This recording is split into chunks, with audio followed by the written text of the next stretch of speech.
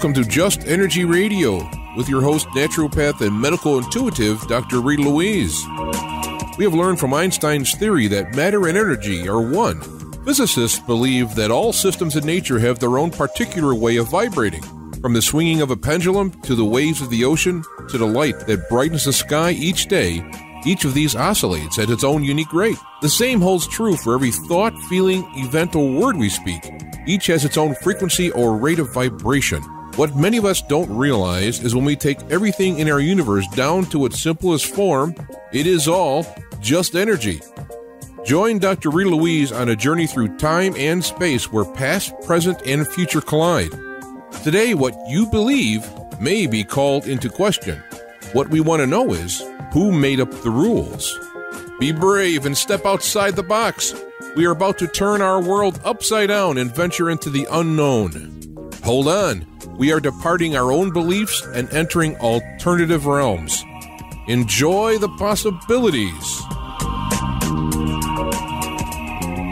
Hello and welcome to Just Energy Radio. I'm your host, Dr. Rita Louise, and thank you all for tuning into the show today.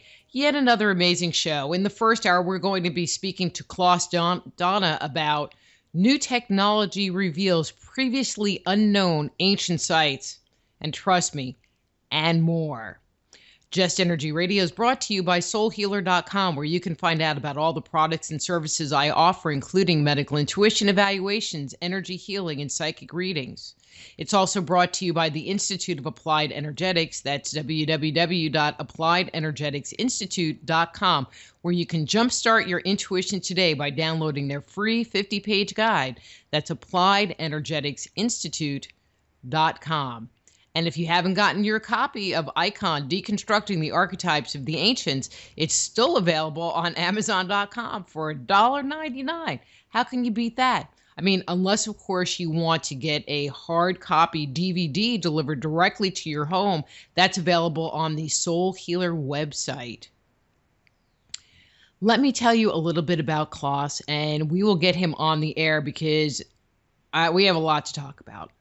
Klaus Dona comes from the art world. As art exhibition curator at the Habsburg Haus of Australia, Klaus has organized exhibitions worldwide. With this background, his approach to archaeology is unconventional. He has traveled the world in search of unique and unexplained findings. Intrepid and unrelenting, he is on a mission to bring to the eye of the public such finds as giant bones, carvings, and sculptures in the form that do not fit into the contemporary view of our timeline. His website is klausdonachronicles.com. Please welcome Klaus Dona. Hey, Klaus, how are you? Hello, Dr. Rita. How are you? Thank you for inviting me to this interview.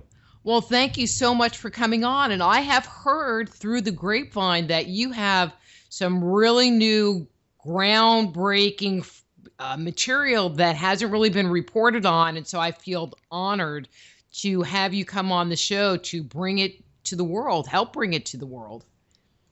Yeah, there are some good news, of course, especially concerning the giants, which is now getting internationally a very interesting content.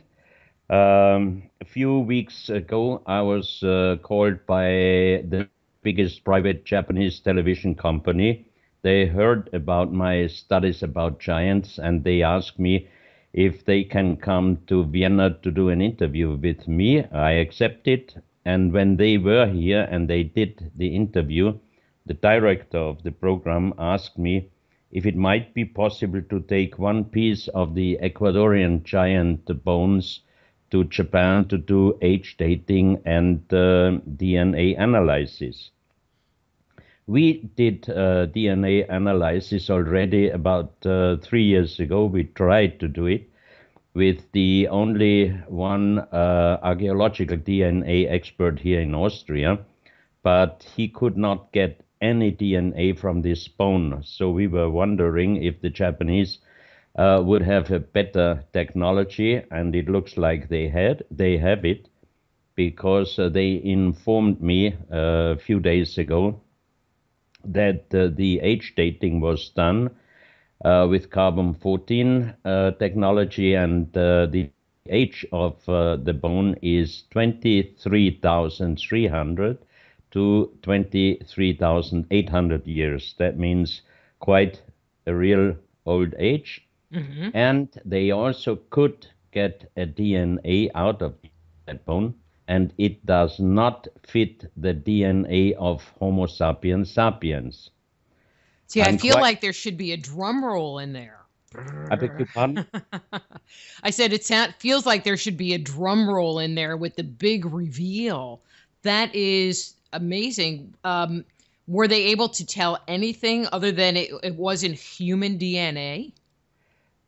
I get on 30th of May or beginning of June, the director is coming again, bringing the bone back and all the analysis. So I can check it again with our experts here in Austria. And I'm quite sure the Japanese, I know how they are working because my main work for over 20 years was in Japan. I was about 160 times in Japan, and I know how good they are working. And I'm quite sure they that they did a comparison with animal DNA because there are several big databases of all kind of animal DNA, and I'm quite sure they did it. And I'm really waiting now on the printed report from the institute, from the laboratory. Let me ask a couple of questions about the bones. So you said that they were found in Ecuador? Yes, and they belong to a 25 feet giant.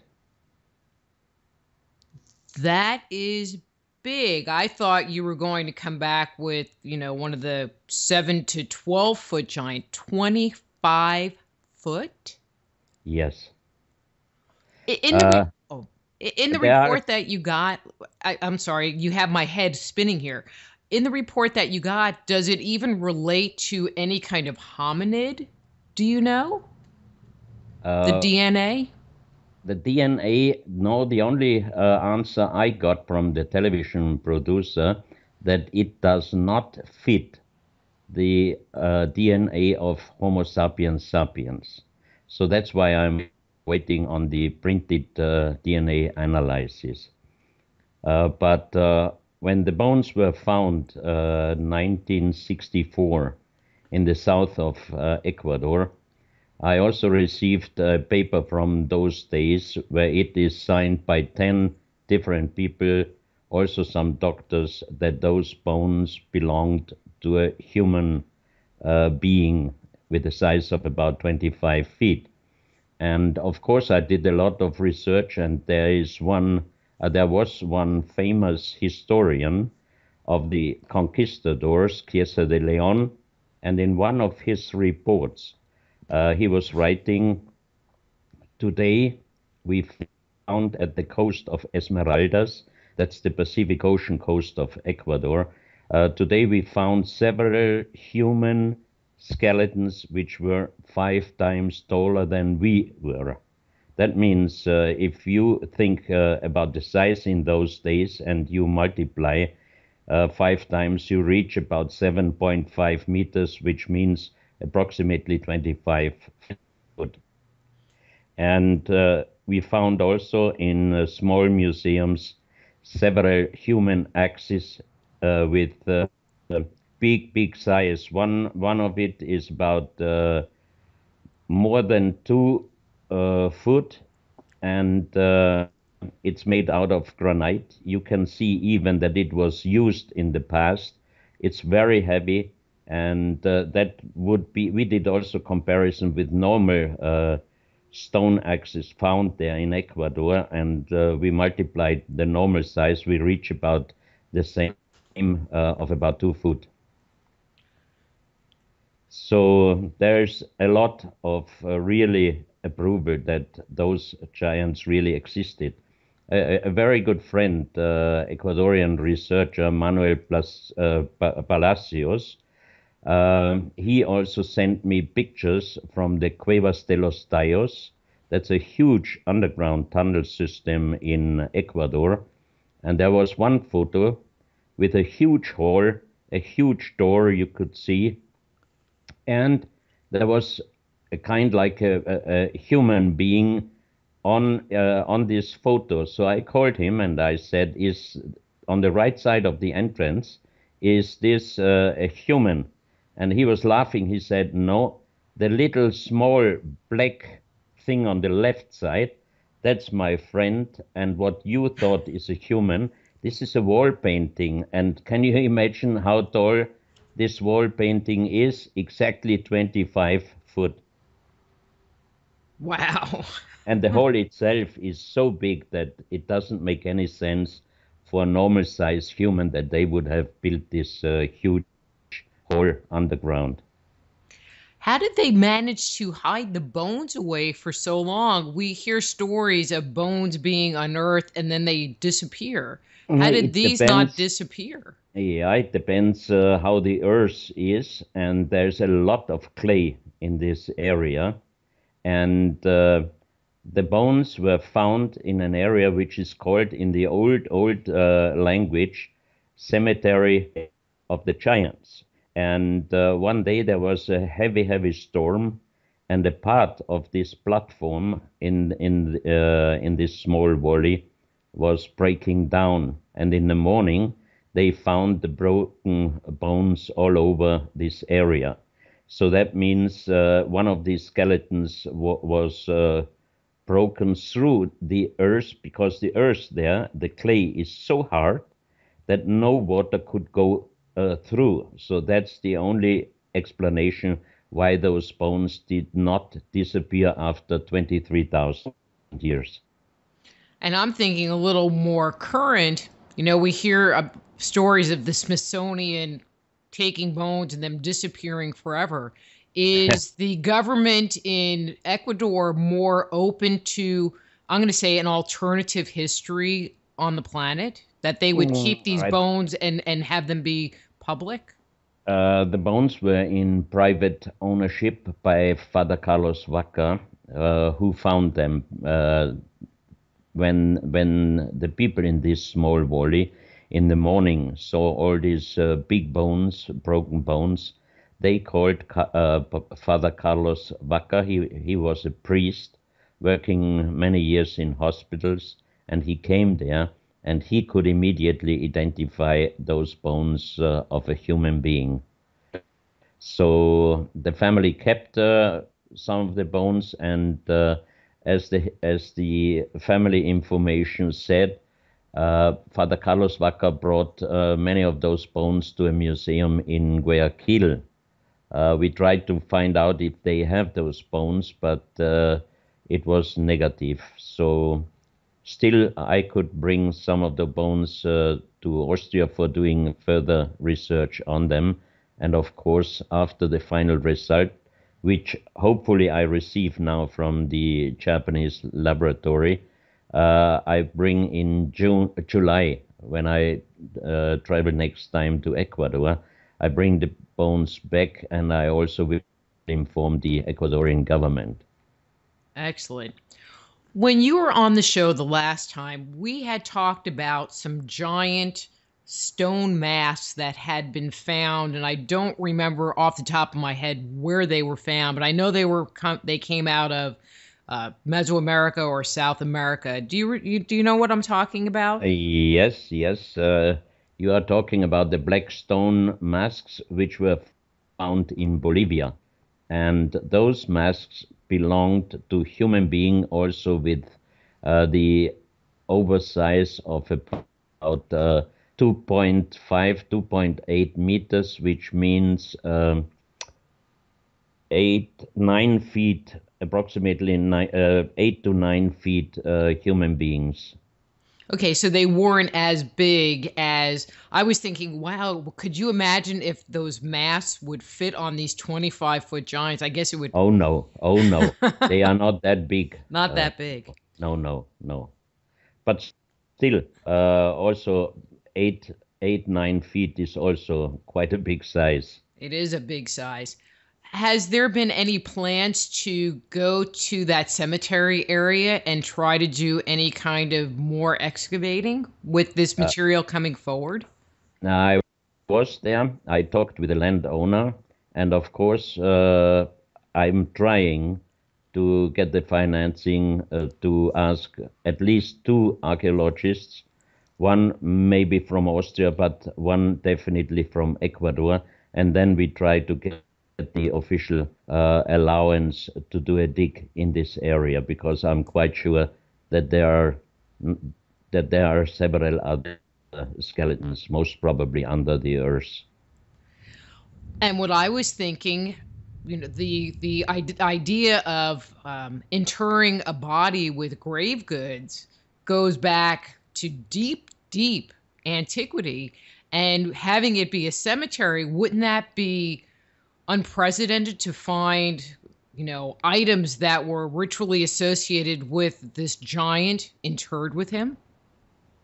Could be, of course, you are right, but that would be a problem for the official science, because as we know now that the bones are about over 23,000 years, and if there would be if there would be find some artifacts, it would give a huge missing link from the oldest known civilization in South America, the Valdivia culture, which goes back approximately 4,000 to 6,000 years.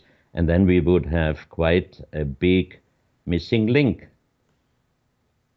Well, one of the things that I talk about in my book, E.T. Chronicles, is the dating of the flood, where we find a number of cultures around the world talking about a date somewhere between, I put 25,000 BC to about 35,000 BC, where I believe that the giant race was annihilated due to the flood.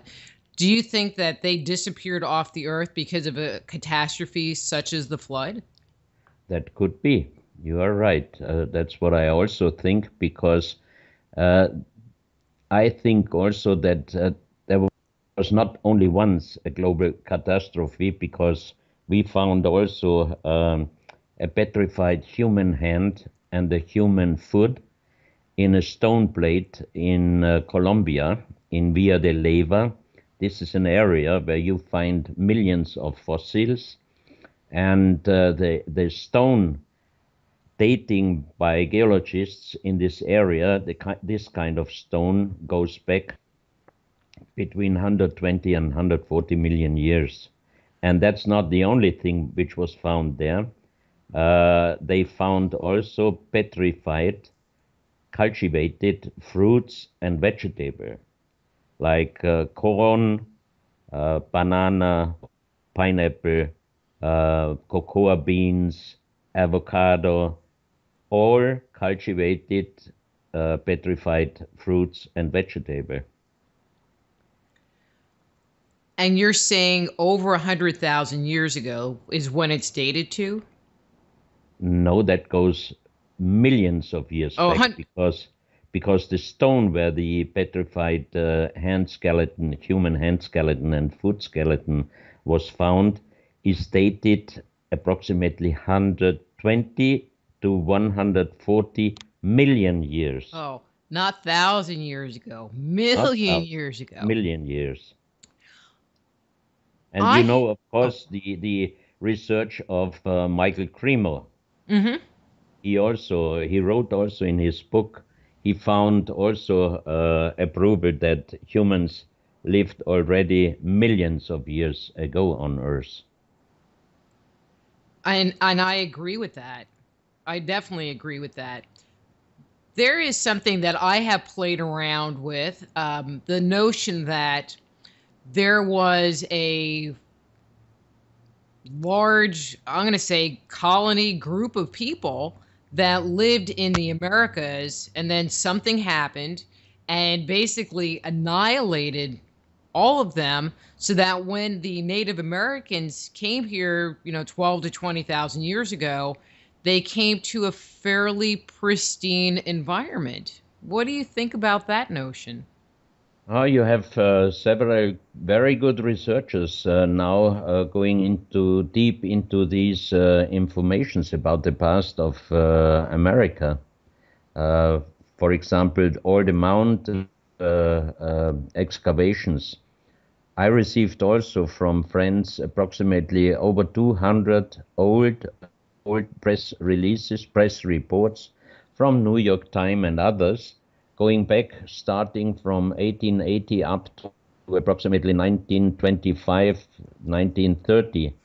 And all these reports are writing exactly who was the archaeologist, where was it found at the excavation, in which area, and it always ends up in most of these reports that those giants, let's say 7, 8, 9 feet, some of them with double row of teeth, they were brought to the Smithsonian Institution.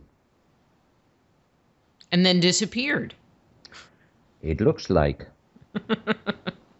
It seems like all the roads lead to the Smithsonian and then end there. Well, we have a lot to talk about, so let's shift our attention here. Because one of the things that you had mentioned to me that I would like to talk a little bit about is some new technology that's been developed that has been used to uncover ancient sites around the world. Could you speak on that a little bit? Yes, a few years ago, a very good friend of mine invented a very new sensational technology, which goes into the quantum physics also. It's a technology, a combination of three technologies, and he is able to do underground scans. That means we could find already some hidden archaeological sites, especially one approval we had in Australia, because through a good friend of mine, Bob Newton, he called me and he asked me if I could help two Australian researchers, father and son. I think you interviewed them already, the Stones. Um they found in Australia a stone wall with over 300 Egyptian hieroglyphs, old Egyptian hieroglyphs. And of course, for the official science, this is a hoax, most probably done at the end of 19th, beginning of 20th century, in an area where usually never ever somebody is passing by. And you can imagine, Rita, that doing over 300 hieroglyphs in stone in carving is quite a real hard work, first of all. And then you wouldn't do it as a hoax in a place where 99.9% nobody would ever pass by and be surprised. Logical wise, it's not real. I mean, it's not logical. So we did 3 years ago when I was invited by Dr. Samos Managic, who is doing the work at the Bosnian pyramid in Bosnia and Herzegovina. I was invited to a conference, and I saw the list of speakers. There were some PhDs and engineers, so I thought maybe I should bring something special with me for my speech. And I asked my friend if he would be able to do a scan over the so-called Sun Pyramid, which he did. And at the end of my conference, I could show Dr. Samos Managic and all the other people there the complete tunnel system inside the Sun Pyramid, also showing a room, and inside the room we could detect bones and precious metal. That means it looks like there is a grave inside in the center of this Sun Pyramid. So when we did the scan and Bob saw it on this interview, he informed the two friends in Australia, Stephen and Evan Strong, and they asked me if we could help them to do a scan over the area of those hieroglyphs, because the translation says that there is a grave of an Egyptian high-ranking person. So they never ever could find something which looks like an entrance to a grave or something like this. So I asked my friend again, and he did a scan over the area, and he found far behind this stone wall, he found a tunnel entrance, and the tunnel was going into the direction of the hieroglyphs, and close in the area behind the stone wall, there he could see a room, and inside the room, bones and precious metal, which means definitely a grave. So I sent this scan to Stephen and Evan Strong, and following weekend they went already there, and they found at the area where we gave them the GPS position of the possible entrance to a tunnel, they found a huge stone structure and an entrance to a man-made tunnel, definitely, Wow. because he sent me the pictures, and you could see that this tunnel is 100% not a natural tunnel. It is man-made with big stone blocks. But after approximately 11 to 12 meters, which means about 40 feet, the tunnel was closed with also man-made blocks of stone. And when I saw the pictures, I called Stephen and I asked him if there was a big earthquake in the past in this area. And he said yes. I think he said 1976 around, there was a heavy earthquake in this area. And I think this was the reason, or might have been the reason, that this tunnel after 40 feet was broken down. So they asked the government if they might be allowed with a geologist to open this tunnel, but the allowance was refused. And still, those hieroglyphs are a hoax. But I'm definitely sure that this is correct and it's original, and that would mean that 4,500 years before our time, already the Egyptians were sailing to Australia.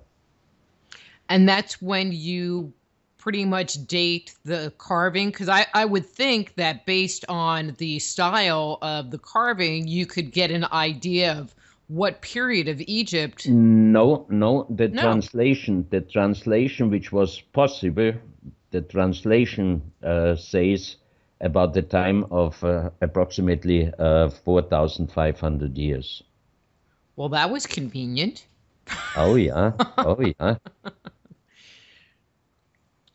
And it would change the Australian history. Well, it would change everybody's history, because they said we were not a seafaring that far off culture,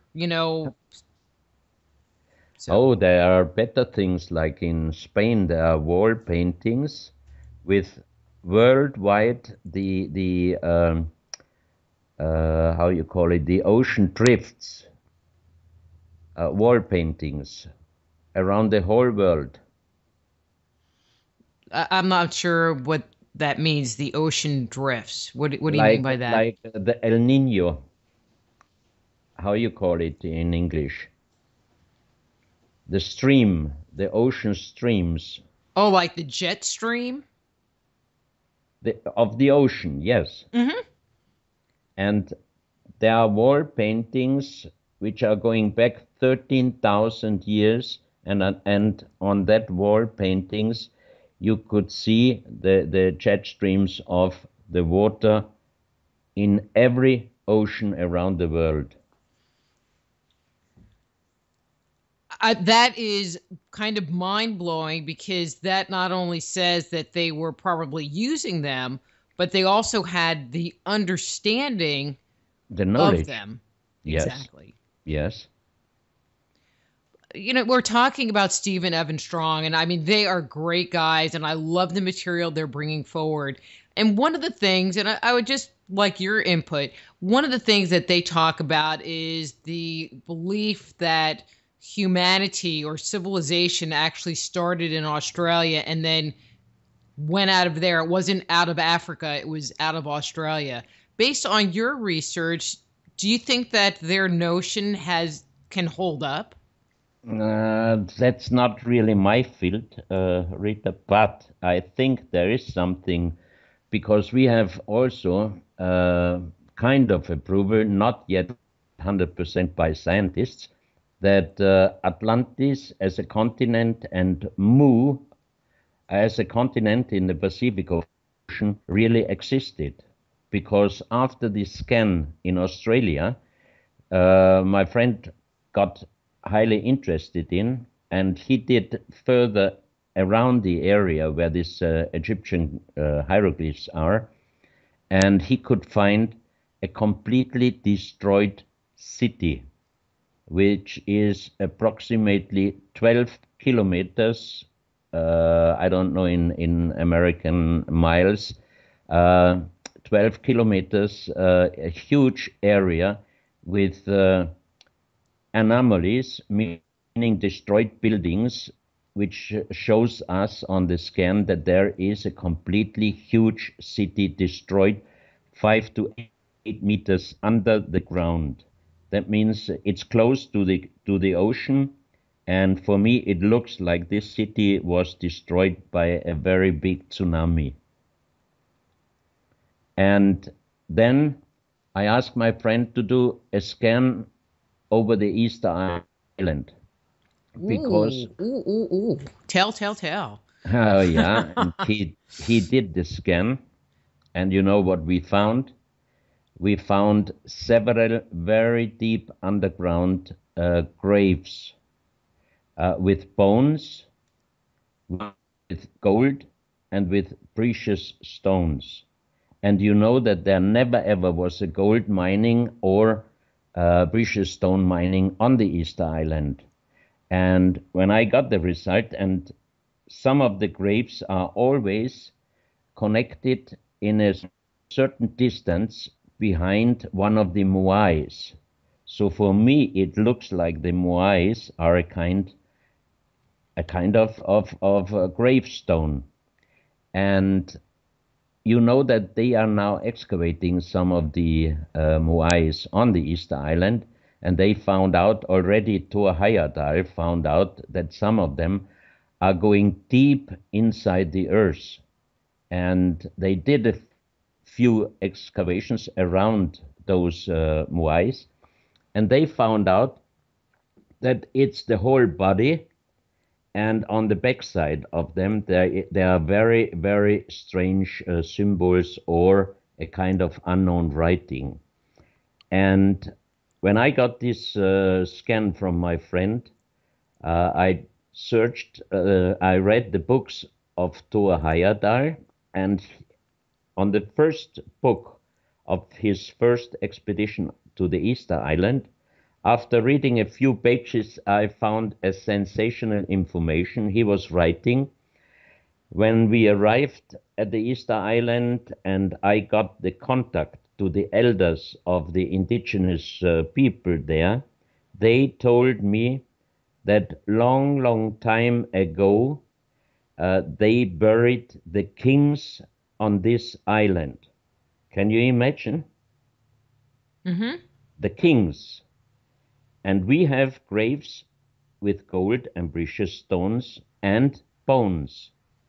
So now is the big question, whom we can contact, which institution or archaeologists who are willing to excavate one of the graves which we could give the exact location on GPS position. And then it would be very interesting. First of all, are those skeletons normal human size or bigger ones? Second, it might be possible to do, of course, an age dating, but maybe also a DNA analysis. And that would be a really sensational discovery for the archaeology and the science. Well, I mean, there's been so much stuff that has been started associated with Easter Island.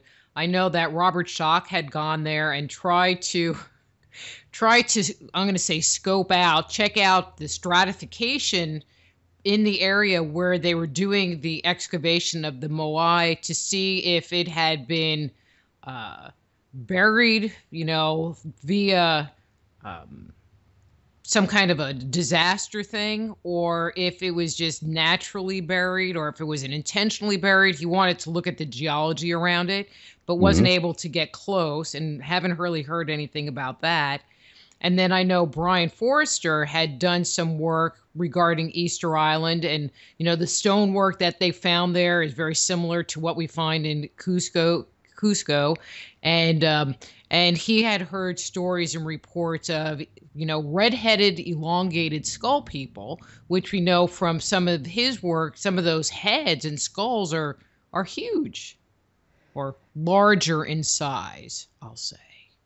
There is no really how to say a fact that there were elongated skulls on Easter Island. I don't know where he got this information, but Thor Heyerdahl, he was a really great researcher. He didn't mention anything like this, and he was able to talk really to the elders of the indigenous at the Easter Island. He was the first official scientific expedition there. He didn't mention any elongated skull. I mean, you cannot say something as long as you don't have an approval. Yeah, I don't know. I'm just reporting it. Just let's see. So we talked about that. We were talking about these finds and tunnels underneath the pyramid. And one of the things that has come up, and I don't know if this technology was used in it, was some tunnels in the pyramids in Teotihuacan, excuse me. Was the new technology used in the recent finds there? No, not officially, but I know that who discovered this tunnel under the Quetzalcoatl Pyramid. Neil Stiddy, an American archaeologist and a very good friend of mine, informed me already several years ago that he found a tunnel which goes under the pyramid of Quetzalcoatl at Teotihuacan. And a few days ago, he sent me a PowerPoint presentation with the report what they found inside this tunnel. And the most interesting thing is, which first time was openly reported in the news, was that they found Mercury inside this tunnel, Mercury.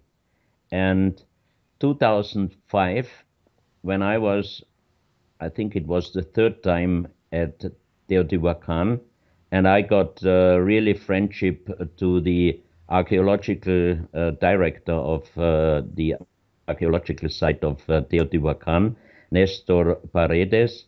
Nestor told me that that must have been 2003 or 2004, that he found one tunnel from the Sun Pyramid to the direction of the Moon Pyramid. And when he entered into this tunnel, he found a big stone box. And when he opened the stone box, he closed it immediately because it was filled with liquid mercury. And when he reported to INA, they closed the tunnel.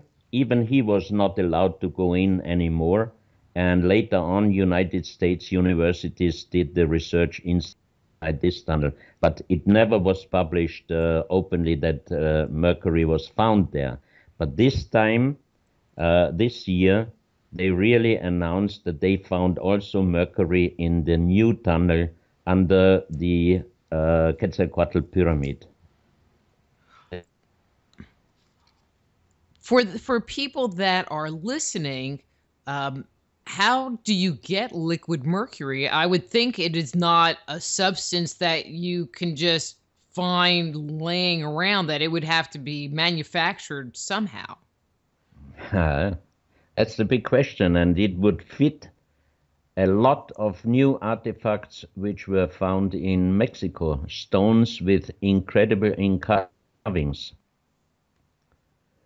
I received, it was approximately already 3 years ago, I received an email, top secret, with 10 photos. And when I opened the photos, immediately I thought this is a big hoax, because on some of the pictures you could see stones with ink carvings like UFOs, the sun with sun eruption, wormholes, black holes, and uh, human-like people with elongated skulls, with very big eyes, a different style. So, frankly speaking, my first impression was this is a bad hoax. Somebody would like to cheat me, because I always said as long as I don't have approval of UFOs and uh, aliens or other things, I wouldn't talk about it. So I was wondering why I got those pictures from a lady from Mexico. So I wrote a nice email back with many thanks, and I asked her why she sent me those pictures. So she said a farmer in the north of Mexico found on his ground a tunnel, and inside the tunnel he found approximately 3,000 artifacts. 2,500 are made out of stone with ink carvings, and about 500 pieces are made out of a special material. It looks like ceramic. So she wrote me that she knew already several years about this finding, and the farmer is very scared that when he makes it public, that the government takes his land and the artifacts.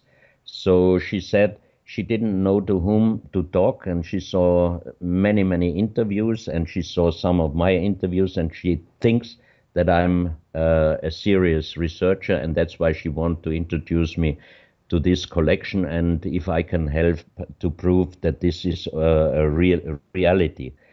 So I wrote her back with 10 photos. You cannot say anything. So in the next few months, I received up to nearly 1,000 pictures. Wow. And some of the pieces, of the stone pieces, little statues, the inlays of the eyes are made out of gold. So that means this farmer is a poor guy, but he is a real serious man, because another one would have broken out the gold and would have sold it. He didn't do that. And some of the pieces have precious stone inlays. So I asked her if she can send me some of the ceramic statues, and I received some of them, and we did material testing, and the material is kaolin. Kaolin is a material which we are using for porcelain and also for paper making. So the material is okay, and 500 pieces, each one is different from medallion size up to 50 centimeters. That's nearly more than 1.5 foot. So if you do that, you have to make for each piece, you have to make a negative form, a molding form, and then you have to make it. So that means a lot of work, and you must be a great artist. And why would you do such pieces which you never ever could sell? If I would be so good in making artifacts, I would make pre-Columbian artifacts, because that would be easy to sell for the tourists. So, a few years ago, when Nassim Haramein came to Germany and we had together a conference, I asked him to explain some of these pieces. And we did it, and we asked the audience not making any photo or film. And one man made a film, and he was putting the film on internet, and you cannot imagine what happened then. Even the real UFO and extraterrestrial fans, they were writing on internet that we are hoaxers, we are cheating the people, these are all incredible pieces, these are fakes, frauds, everything. So Nassim asked the lady if he can lend two masks, two stone masks, which were covered with a mosaic made out of semi-precious stones. And he could get two masks, and he brought it to the university in Tucson, and they found out that these semi-precious stones were glued with a natural organic material. So they took some of this material and they did age datings, and one mask was dated 8,400 years, and the second mask 14,600 years. Wow. And when this interview was on internet, in Mexico, people watched it also, and they informed me from 3 different states, the indigenous people, that they have also such artifacts already since ever in family ownership. And now I know already about 4 states in Mexico, Aboriginal people, they have also hundreds of those stone artifacts. And now it's getting really interesting. And in the second half of July, I'm flying to Mexico and I can visit all these collections. Amazing. I've seen the pictures you're talking about of, and when you look at them, you're right, they look fake. They are too good to be real, but they are real. That's just hard to believe. And, there were only a few images. I can't even imagine, the 1,000 pictures that you received. And that's not even all of the pieces. No. In the one collection, there are 3,000 pieces. Wow. And this is really something. And very interesting was, I think it was about 2 years ago, I was a friend of mine sent me, I think it was Nassim, he sent me a photograph by NASA where you could see the sun, and inside the sun there was a long, how you call it, like a pyramid, a dark material in the sun, a long triangle. And 3 years ago, that was at least 1 year before I saw this picture from NASA. It was new at that time. One of the first pictures I received from this lady, there was a stone plate, and in the stone plate you could see the sun with the sun eruption and exactly the same looking black triangle in the sun. So what does it mean? I don't know yet, but there is no coincidence, I think. No, I don't think so either. In any of the pieces, and I don't know if you would know this, have they ever tried putting them under the black light like you did with some of the other pieces we had talked about earlier to see if they were luminescent? No, and I don't think that they have any reflection like this. You are talking about the pieces which were found in La Mana in Ecuador. While gold mining, they found about over 300 pieces, and most of them do not connect any known pre-Columbian culture. So I think those artifacts were brought from Middle East to Ecuador, but long time ago. And the place where they were found is very famous because they have what I think the best water on earth. There is a well which has gold and silver nanomicroscopical form and about 1.5 million bovis energy. A water which is just better than any energy drink.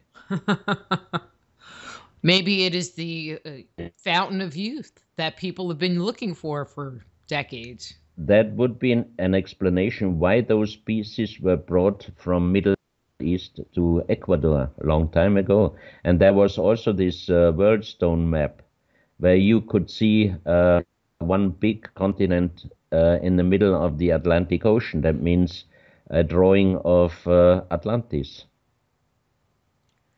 This is just, people keep making the comments, well, there's no evidence, but I feel like you bring forward evidence. And with the dating that's being done, 8,000 BC, 13,000, 23,000, we won't even go into the million one, 120 million years ago. We won't, that's for some people. I don't have a problem with it, but some people have issues, so we won't even touch that.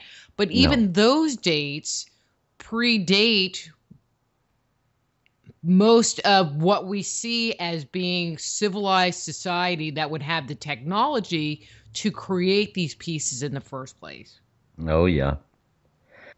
And there are several other points which make me believe that Atlantis was not just a continent. I think Atlantis was a civilization which were at least in South Central America and Northern Africa and Europe, because also I think it's already 2 years ago, a South African researcher couple informed me about a place in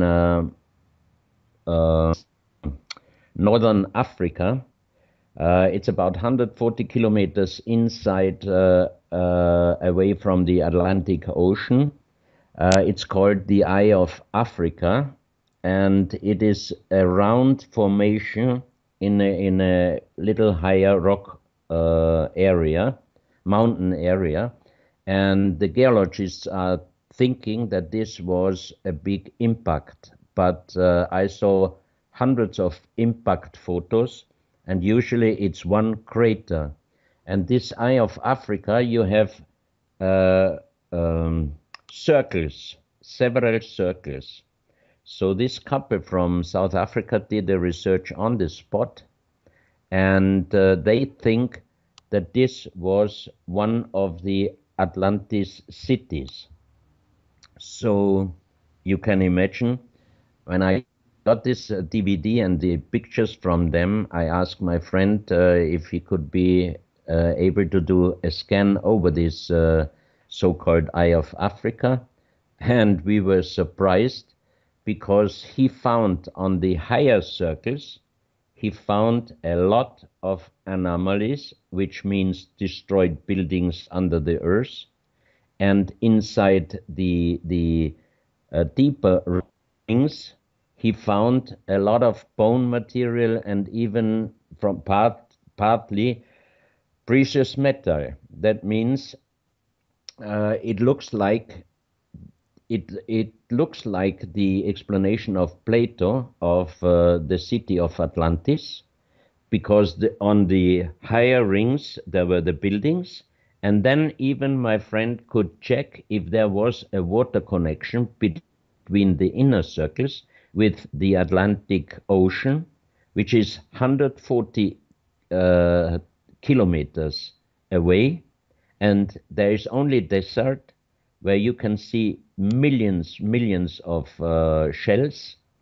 And he could also find out that in the very past there must have been a connection between the Atlantic Ocean and the inner circles of this Eye of Africa. That means it would be, for me, it is one of the so-called cities of Atlantis.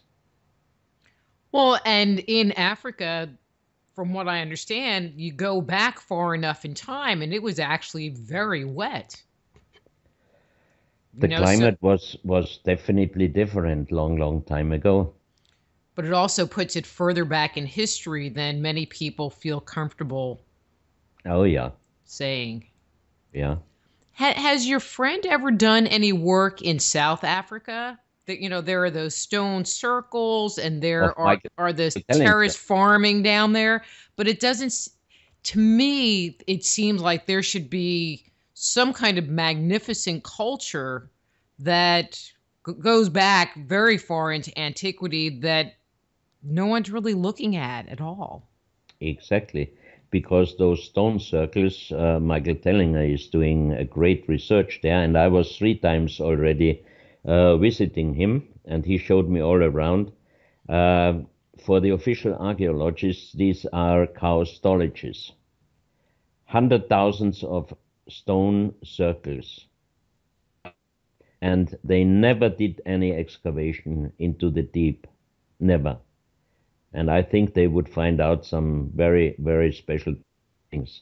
It's the same with the Bosnian pyramids. For the official archaeology, these are just mountains, not pyramids. But we know that these are pyramids. So you're on the pyramid. How is Dr. Sam? He kind of has dropped off the radar. Is his excavation still doing good? And have they come up with any new discoveries? Just last week, they found, they excavate the Ravne labyrinth. And while they were excavating one of these tunnels, they found a big stone blocking. Just moved around the stone, and what they found, 150-meter an open tunnel with water inside, like a water storage. So again, this is not naturally, this is man-made, and further investigations is continuing. And one tunnel goes into the direction of the Sun Pyramid.